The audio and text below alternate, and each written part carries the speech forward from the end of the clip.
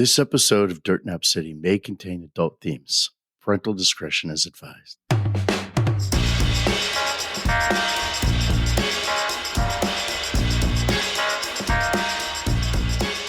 Hello, everybody. Welcome to another episode of Dirt Nap City, the show about interesting dead people. How's it going, Kelly? Another week's gone by. How you been, man? It's going great, but I don't think I've ever been described as an adult before. So thank you. You just made my day. Well, you know, I gotta cover my bases because we may be talking about some adult stuff today. Maybe not. Maybe not. We'll see how it goes. If we don't end up getting too nasty, then you don't have to play that part. But, okay, I'm going to play it either way. I think I'm just going to play that at the beginning of every episode now. That's just going to be our little precursor PSA. Even Johnny Appleseed. Yes, even Johnny Appleseed. Johnny Appleseed was probably the biggest do-gooder, goody two-shoes that we've done. Probably, and yet we still managed to put like 4 or 5 F-bombs in that episode. How did we do that? Yeah, I think even when compared to Mr. Rogers, I think Johnny Appleseed was, I think even Mr. Rogers would call him a goody two-shoes. Yeah. Mr. Rogers would kick his butt. Yeah. Except he had that tin cap, so you had to hit low. So what do we say about our wheelhouse of Dirt Nap City? The kind of person that we talk about is typically what? What do we say? Somebody that you've heard of but don't know much about, and they're dead. I think the person I'm talking about today fits all 3 of those things. Dead, check. Everyone's heard about him, check. Nobody knows anything about him, check. Nobody even knows the guy's first name, probably. Oh. Yet everybody's heard about him, but in a weird way. I think the hint I'm going to give you is, while he was an 18th century guy, I think it's something that maybe if you had 2 girls ask you to the Sadie Hawkins dance, your grandma might call you this guy. Oh, Casanova. Casanova, yeah.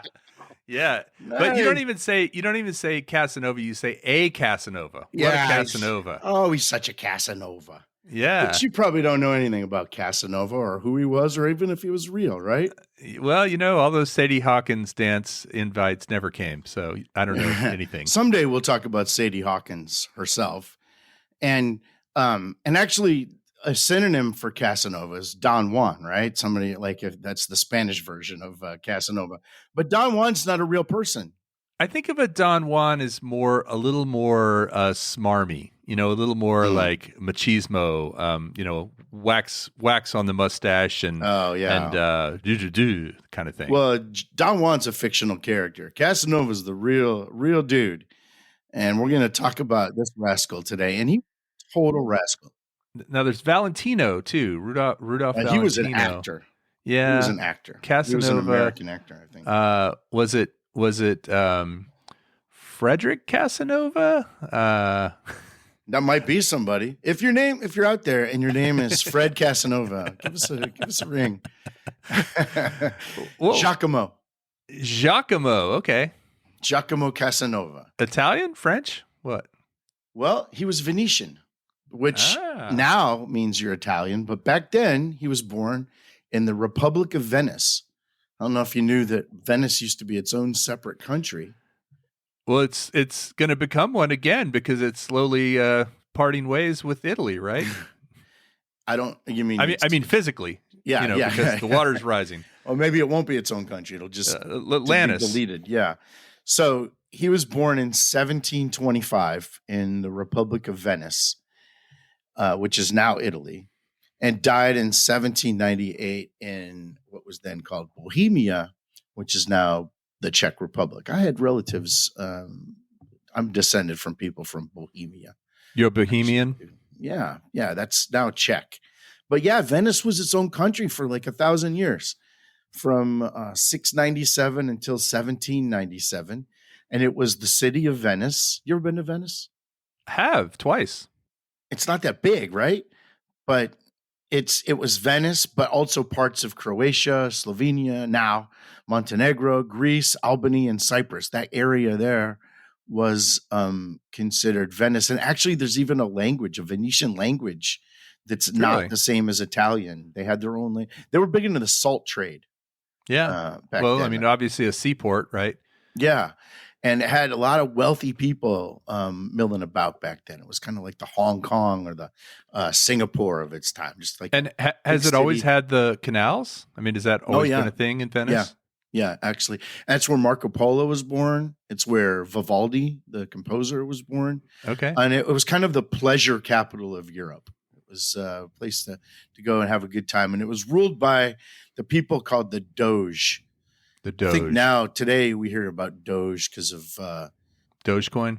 Yeah, Dogecoin. But Doge were like the ruling class of Venice at the time.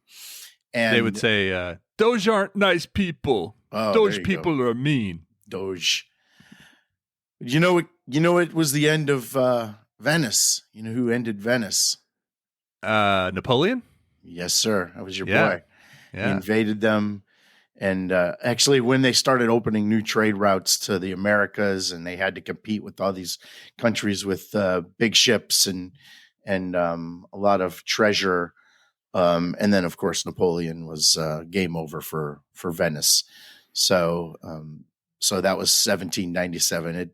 It ceased about a year before Casanova ceased. But unlike a lot of the people we talk about here that did great things, Casanova didn't do any great things. He was a rascal. Cool name. He was a rascal, man. He was a character, and he was always getting in trouble, leaving town, being with women, leaving town, getting arrested, going to jail, leaving town. This is going to be a story of a guy that just keeps on shuffling. Probably his life would be a great country music song. Just because he's always in and out of trouble, running around. He sounds a little bit like Satchel Paige. A little bit, except for he wasn't extremely, at least Satchel Paige was one of the greats at what he did. Like he was one of the greatest pitchers of all time. Now, Casanova was a smart guy. He really was smart, and he was into a lot of different things. He might have even been considered like a polymath type, that just it did a lot of stuff.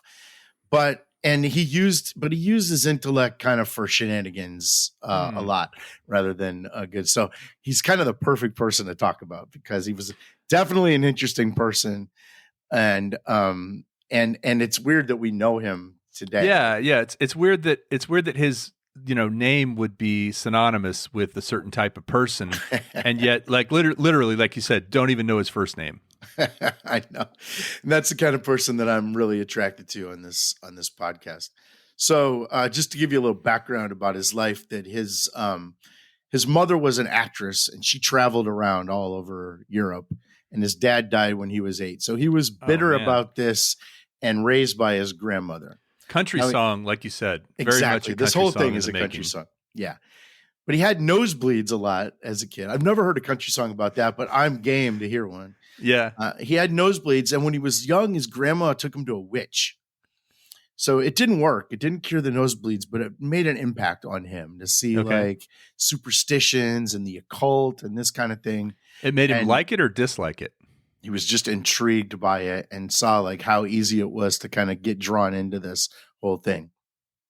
Well, his grandmother couldn't really take good care of him, and maybe because of the nosebleeds. So she sent him to a boarding house when he was 9, but the conditions were so bad there.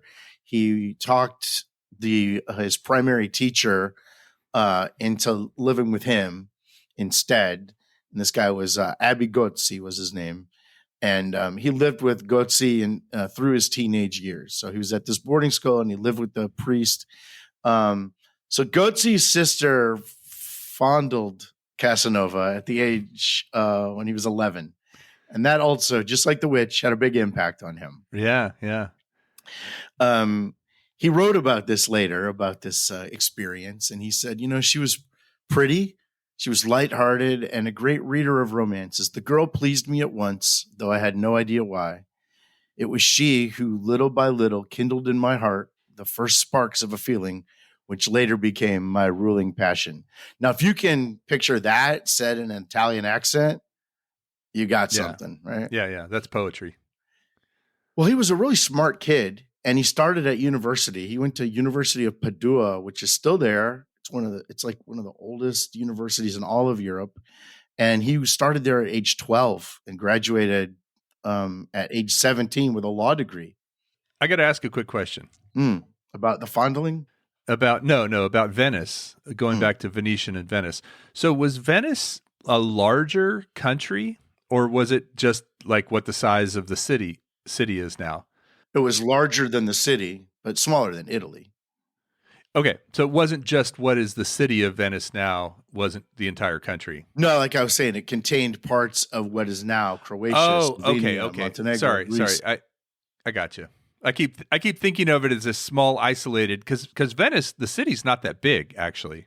Right. That's what I'm trying to say is that it was all that with the canals and all that, plus more land. But that area kind of spoke that language. And those people were not Italian.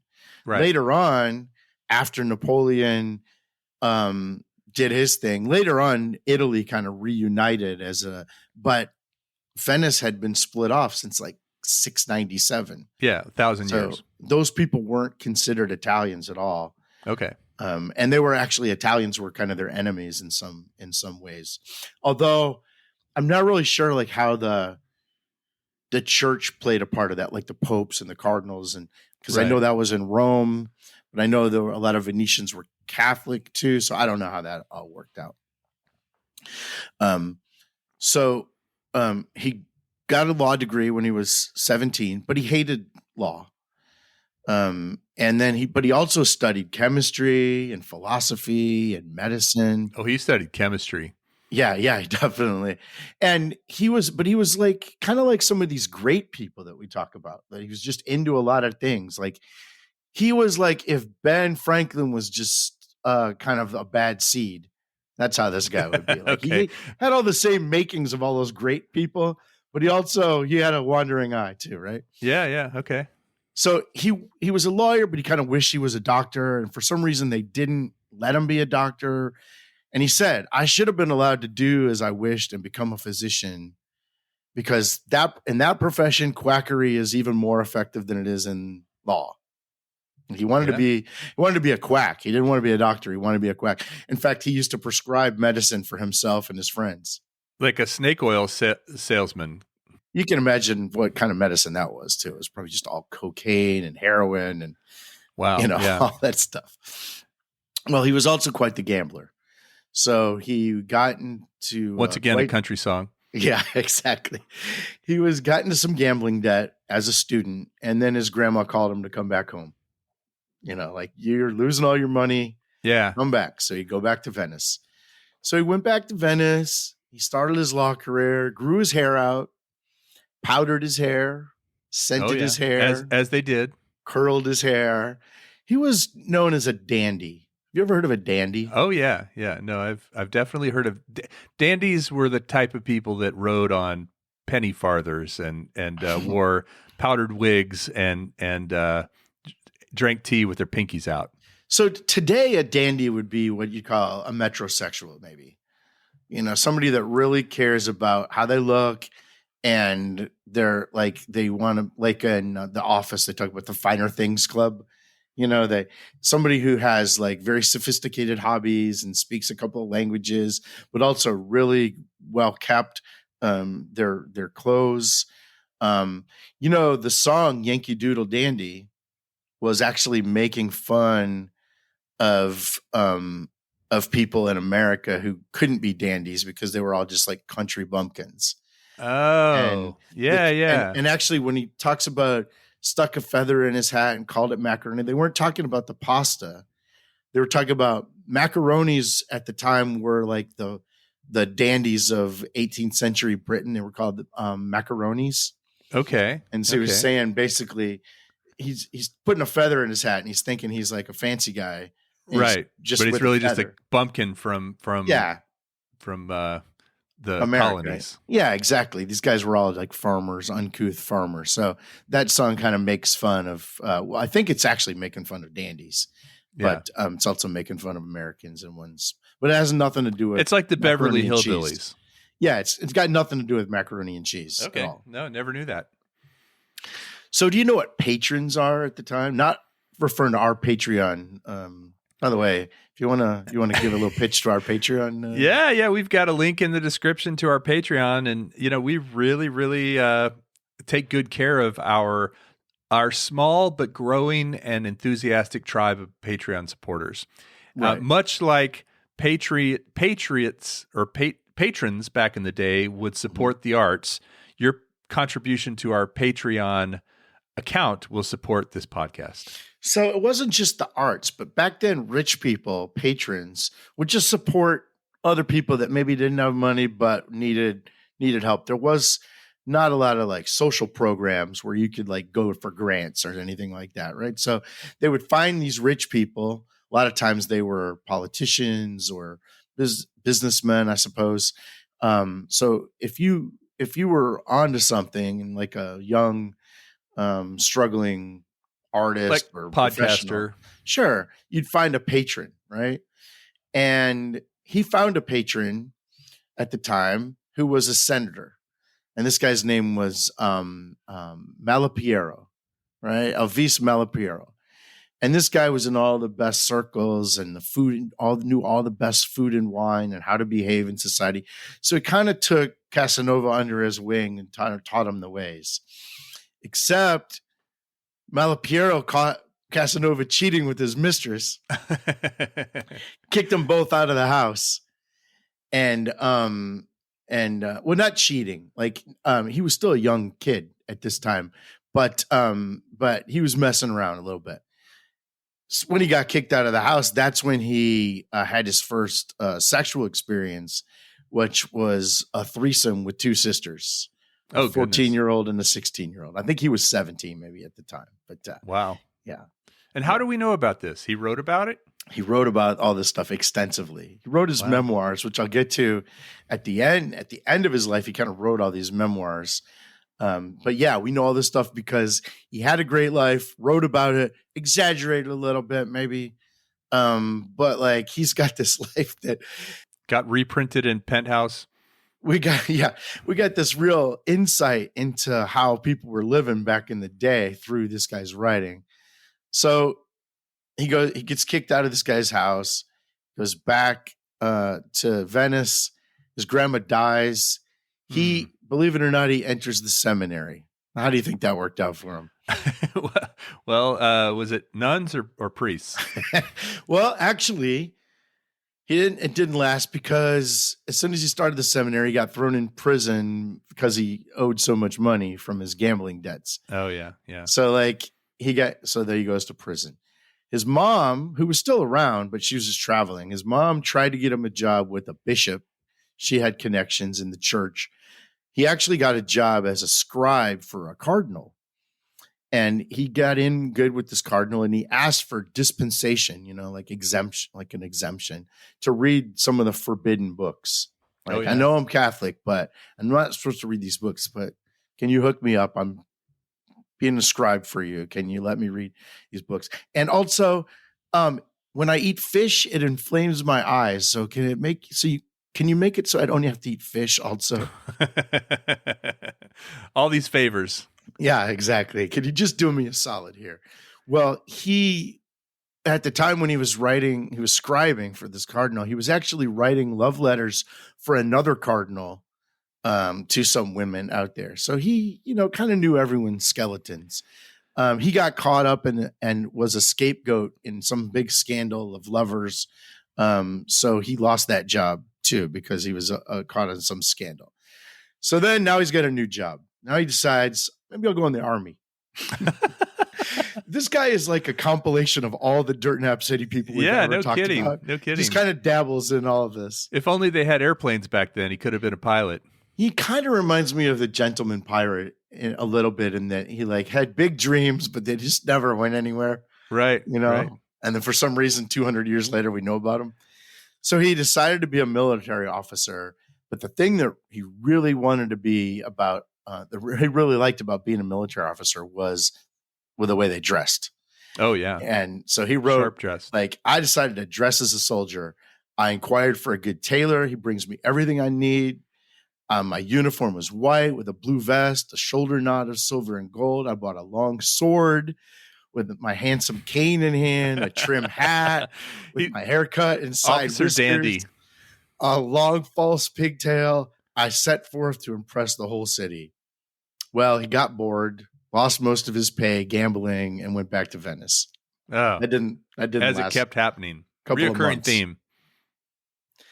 So now he's got a new career. He decides to be a professional gambler, since that's where this is all headed anyways. But he keeps losing, so I hope he got better at it. So just if you're tracking this, he's already been a lawyer, a fake doctor, a fake doctor, a priest, a scribe, military officer, a scribe, and a gambler. This guy's only 21 years old at this point. Wow. And had, numerous sexual encounters as well. He lost, as soon as he started gambling, he lost all of his money. So that career didn't last but maybe a few minutes. Yeah, yeah. You'd think a guy who keeps getting sent home for gambling debt would choose a different career. So he decides, you know what? I'm going to be a violinist. I'm a really good violin player, so I'm going to do that. But here's the problem. The other thing you don't know about Casanova is he was a big practical joker. So what kind of practical jokes do you think people used to play back then? Oh, well, probably like replace the hairs on somebody's violin string, like with human hair. Think more Venice. If you're in Venice, what's a great practical joke? Push somebody in the water? Close. He used to untie all the gondolas. That's not a practical joke. That's just being a jerk, Well, he was a jerk. Or here's another one he would do. He would send the physicians on false calls. You mean like swatting somebody? Yeah, or midwives too. He would say, "Oh, that lady's going to have a baby," and he'd send a midwife somewhere, and then they get there and nobody's going to have a baby. Yeah, so, that's awful. So he was, during his violin career, he was doing this, and he was getting in trouble for practical jokes all the time. But one day he was in a gondola, and there was a senator in the gondola with him. They were coming back from a wedding, and the guy had a stroke. The senator had a stroke. Casanova takes him to the doctor. The doctor, I guess the state of the art at the time was to apply mercury to your chest when you had a stroke. Okay. Which was pretty toxic, right? So it gave this guy a fever. He started choking on his windpipe. Casanova's like, hold up. Moves the doctor to the side, says, I'm a fake doctor. I'll help you. He takes the mercury off of the guy, washes it off of the chest, and the guy recovers. And the guy's like, dude, I'm in your debt. Move into my house. I'll become your patron. Well, that's a bad idea, right? Oh, yeah, yeah. Lock up your daughters. And tie up your gondolas. So now Casanova had it made because now he had money. He could dress well. He could gamble. He could chase his women. The only thing is he was still pulling practical jokes. Couldn't stop. So one night he decides he's going to play a practical joke on one of his rivals or enemies. So he goes and he digs up a corpse. He cuts the arm off of the corpse. He hides under the guy's bed just to mess with him. And then he starts pulling on the sheets. And the guy's like, go away. I don't believe in ghosts. Get out of here. And he keeps pulling on the sheets. So the guy puts his hand out to see like where the action's coming from. And Casanova pulls out the dead arm. So this guy grabs the dead arm, classic Joker. He grabs the dead hand, right? So that's the joke. Well, the guy screams, and then all of a sudden he goes silent and motionless, has a stroke, and is paralyzed for the rest of his life. Oh, like he goes into full paralysis. And so he goes to jail. They didn't care about making the guy paralyzed, but you're not allowed to dig up graves. So he got in trouble for digging. And at the same time this was going on, a woman sued him for rape. He was acquitted on that, but he left town. So he didn't get thrown in jail. He left town. He saw that things were going bad for him. So he goes to Parma this time instead of going back to Venice. His grandma's not there anymore, so there's nothing for him in Venice. He goes to Parma, and he finds the love of his life. Although this only lasted about 3 months. This love of his life, her name was Henriette, and she left him, but she gave him money on the way out. She gave him, 10,000 lira. It wasn't lira. It was like I forget farthings, what they called it. So then he went to Paris with all this money, and he won. So he got the money, and then he won a bunch of money gambling. Went to Paris, and then he started just sleeping his way around Europe. Went through one town after another. First Paris, then Prague, then Vienna. Then he goes back to Venice. And he's like, I think it's cool here. I'm going to show everybody what the game that I've got. But he was caught by spies and sent to jail for 5 years. And they got him for the crime of the corpse. No, for all other things: religious corruption, blasphemy, sexual assault, and public controversy, whatever that is. Yeah. And by the way, no trial. Just threw his ass in jail. Just go. They're like, we know who you are. You're Casanova. Right. You don't need a trial. Let's just save the time of a trial because everyone would convict you anyways. So he gets in jail. This time it's serious. He goes to jail for 5 years. First, they put him in solitary confinement. Then they put him in a different cell, and he's allowed to kind of walk the grounds. Well, during one of his walks, he finds some black marble, and he finds an iron bar, puts it, hides it, goes back to his cell. And when nobody's looking, he's using the marble to sharpen the iron into a spike. Okay. So every day he's going and he's trying to cut a hole. Now we're in Shawshank Redemption territory, right? So now I told you he was an interesting guy. He takes the spike and he's cutting a hole in the floor so he can escape. And then 3 days before he was going to escape, they moved him to a different cell. He was like, no, I'm good. You don't have to move me. They're like, no, you've been on your best behavior. You can go to a different cell. He's like, no, I should be punished. I should stay in this cell. So they didn't listen to him. They moved him to a new cell, but he had hidden that spike under his chair. So he was like, can you just at least bring my old chair? So they brought him his old chair. So he got the spike again. So then he finds that his neighbor in the other cell was a priest who was there for, whatever priest went to jail for. Right, probably the same thing they go to jail for today. So he passed the spike to the priest by hiding it in a Bible and then putting a big plate of spaghetti on top of the Bible. So the priest then made a hole in the ceiling and climbed across into Casanova's cell. And then together they made another hole, climbed onto the roof, and then using a rope that they made of bed sheets, they lowered himself into the Doge's palace. Wow. Which was right next to the jail. So they stayed the night there. They were like in this little room. They stayed the night there, changed their clothes, broke a lock, went into another room and convinced the guard that they had been locked in overnight. Like, oh, we were at a wedding. We went into this room and we were locked in. And the guy's like, oh, no problem. I'll let you right out. And they just walked out of the jail. And he didn't come back to Venice for another 18 years. Wow. I think that's tempting your fate to go back to Venice after that. So yeah. So 18 years is not long enough. You just need to amscray for a bit. So he's like, where it's cool is Paris. So he goes to Paris, finds with the priest. I think they parted ways at that point. I mean, they would have made a great team after having done that. And I think there was a spy too. There were spies everywhere in Venice back then, and there was a spy that actually was in on it. But I think that Casanova had kind of convinced him he was like a witch or part of the occult. So he's like, if you rat on me, bad stuff's going to happen to you. Yeah. The guy's like, no. Put some pins in the voodoo doll. So he goes to Paris, finds a new patron, and then he finds a new profession, and that's in lottery tickets. So the lottery was just starting, and he would sell lottery tickets. He made a lot of money selling lottery. And I think back then it wasn't like being like working in a convenience store. I think he was actually part of the whole lottery scheme, like trying to figure out how to market it and how to get it out there. Right. And he used to fool a lot of like big shots into thinking he was into the occult. And because he had a really good memory and he would remember stuff, and he would be like, how did you know that? People, how did you know that? And he had a really good memory, but he would freak people people thought out. he had some supernatural abilities. And he would steal from like nobility, people from nobility. In fact, he said, deceiving a fool is an exploit worthy of an intelligent man.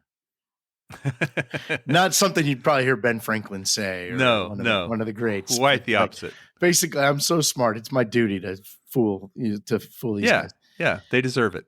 So he went to jail again for a few days because he had debt. But then he went to Germany and Switzerland, see what was going on there, sleeping his way again around Europe. Made it to England and got VD in England. I mean, it was only a matter of time. Well, yeah, found out, or at least he maybe already had it at that point. Well, I think back then, though, without antibiotics, I think that was pretty rough getting venereal diseases back then. People died of that. It wasn't like it is today where you can just take antibiotics and move on. It's pretty traumatic. But, he recovered from his VD and went to Netherlands and Russia, trying to sell them lottery systems and lottery, tell them about how lotteries went. Well, then he made it all the way to Poland.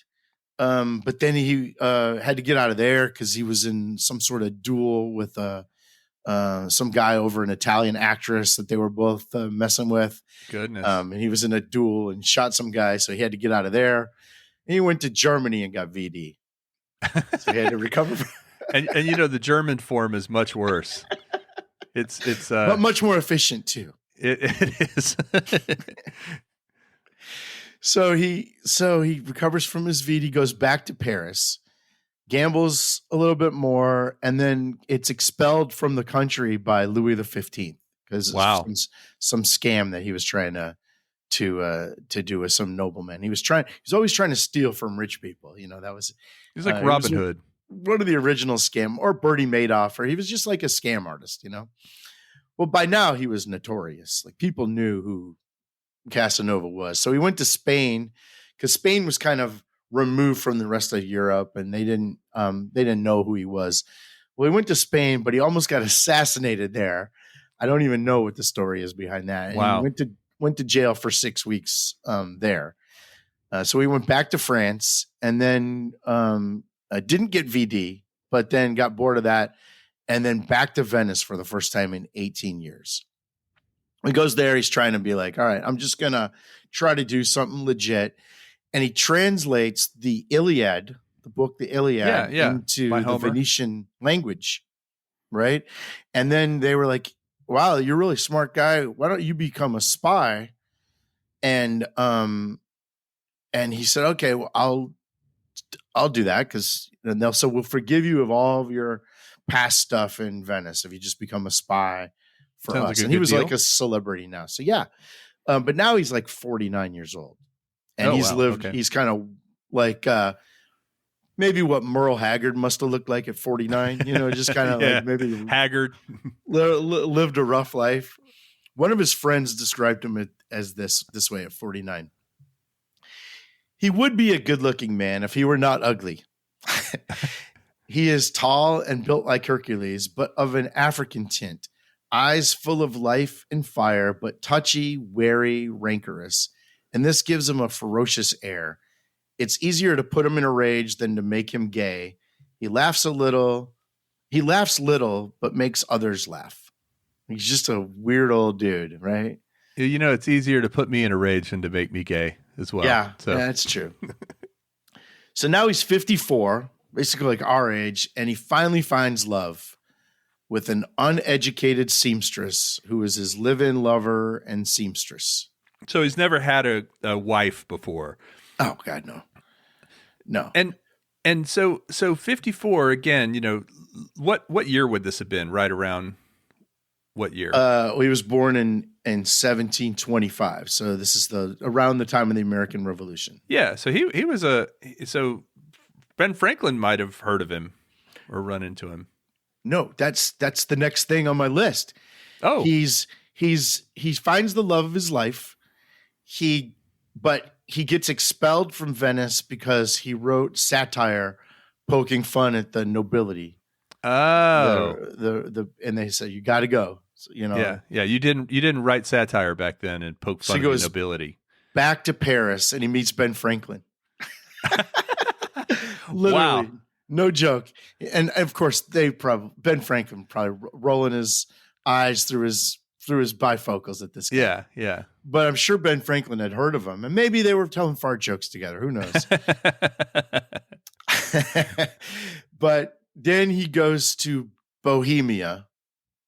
After Paris, he goes to Bohemia. And while he was in Bohemia, that's when Napoleon had seized Venice. Okay. So he can't go back there.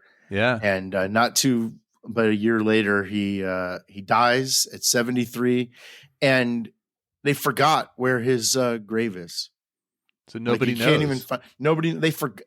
I love it that not only they forgot. Like at one point they knew, and it's just not a thing anymore. Wow. So you can't go find Casanova's grave. So he was writing his memoirs at the time, but he had only made it up to 1774. Like he died, and this was 1796 or something. So he still had the last 20 years he hadn't gotten to. He was worried about writing his memoirs. He was worried that he would make enemies because he was cheating with everybody, his wife. Right. And so he expected to live a lot longer. Yeah, to finish the other years. But he would only use those people's initials, like his friends that he was cheating on their wife. He said something about BF. Yeah, exactly. But I think he was also a scamp a little bit. Maybe they did run around together. But he says at the beginning of the memoirs, he says, "You're not going to find all of my adventures in here. I've left out those which would have offended people who played a part in them, for they would cut a sorry figure in them. Even though there are those who will sometimes think me too indiscreet, I am sorry for it." So his memoirs, check this out. His memoirs are 12 volumes, and the English version of his memoirs are 3,500 pages. Wow. Of just one adventure after another, like one scrap, one. I've just given you the shortened 35-minute version. Did you read the 3,500 page Casanova memoirs? In Italian, though. Yeah. You read it in Italian? Nice. In order for this podcast, of course. Arrivederci. So this is one of the other funny quotes from his memoirs. "I've always liked highly seasoned food. As for women, I've always found that the one I was in love with smelled good, and the more copious her sweat, the sweeter I found it." That's very sweet. He mentions about 120 affairs with different women and some men in the book. 120 women and some men. So, over a course of... Up there with like Gene Simmons and some of the rock stars. Yeah, maybe. This memoirs weren't published for another 25 years. They weren't even published until 1822. And they weren't actually published in French until 1960. Wow. And most of his adventures take place in Paris. Actually, the original manuscript was in Germany, and it survived a bombing when they bombed Dresden in World War II. His manuscript survived that. Otherwise, we wouldn't know anything about this guy. Wow. Well, that's not true. We wouldn't have, because that was in the 1940s. It had already been published, but I think that just added to the allure of this. That was his only similarity to Anne Frank. Right. Yeah, exactly. He kind of liked smart women, but he didn't like educated women. Does that make sense? He says, "After all, a beautiful woman without a mind of her own leaves her lover with no resource after he had physically enjoyed her charms." Yeah, once it's cuddling time, I like to talk. Right. It sounds progressive, except this is what he said about educated women. "Woman learning is out of place. It compromises the essential qualities of her sex. No scientific discoveries have been made by women. That requires a vigor which the female sex cannot have. But in simple reasoning and delicacy of feeling, we must yield to women." Wow. So if someone calls you a Casanova, they're calling you a chauvinist. Oh, definitely. Wouldn't you think? Was there a guy named Chauvin or a Chauvin that chauvinist is named after? I don't know. I mean, the guy that killed George Floyd's name was Derek Chauvin. Yeah, I guess that's a name out there. Yeah. So in total, this these are the jobs that he had. He was a lawyer, clergyman, military officer, violinist, con man, pimp, chef, dancer, businessman, diplomat, spy, politician, medic, mathematician, philosopher, Kabbalist, playwright, and writer. He wrote over 20 books, plays, or not just books, plays and essays, letters. He wrote one of the first science fiction books called Ikosameron. It's about these little people that live inside the earth, and that and then like some travelers meet these little people, and they find out there's like this whole world in underground. I don't know if you use the term Middle Earth, but basically in the middle of the earth. Wow. Pre Tolkien Middle Earth stuff. His name now is a word. It's a noun. It means a man who is a promiscuous and unscrupulous lover. Oh. Wow. He used to call himself Baron or Count of Ferruci. I think that was his mother's name. He claims to have mingled with royalty and popes and cardinals. He hung out as he tried to rip them off, right? As he was trying to scam them. He hung out with Mozart, hung out with Voltaire. Wow. Cabaret Voltaire. He was known. Yeah, there you go, from the 80s new wave band. Yeah. He was known as a libertine. Have you ever heard that term, libertine? I have heard that. What's the meaning? Well, it was John Calvin, the kind of the uptight pastor who came up with that term. So I think it was used as a pejorative. A person devoid of moral principles, responsibility, or sexual restraints, who sees these traits as unnecessary or undesirable, and someone who ignores accepted morals and forms of behavior observed by a larger society. Someone who places hedonism above everything else and values physical pleasure beyond everything else. That's what a libertine is. And I think if you told him that, he'd be like, yeah, what's the problem? Yeah. Uh-huh. Yep. Guilty as charged. Yeah. So, when you think about this icon, I suppose, he's everything you wanted him to be, though, right? He is a country music story. He's a rascal. He's a character that you kind of have to have in history, right? Not everybody can be Johnny Appleseed, right?